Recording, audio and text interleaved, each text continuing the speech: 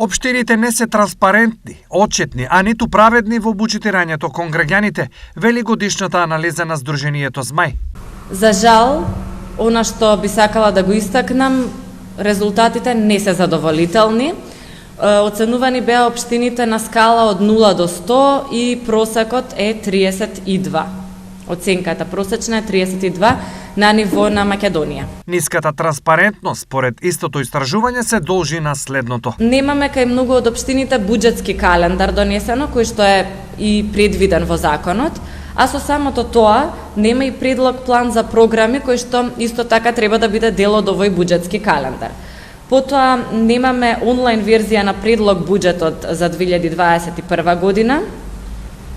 Кај 85% немаме достапност на буџетот во отворен формат, а дури 9% од општините не го донеле буџетот на општината во законски предвидениот рок. Уште полош од транспарентноста е делот кој се однесува на вклученост и правичност во буџетирањето. Овде градоначалниците тераат по свое и граѓаните воопшто не ги слушаат. Во делот на вклученост и правичност на општинските буџети, општините беа најлоши и само 18 е просечната оценка.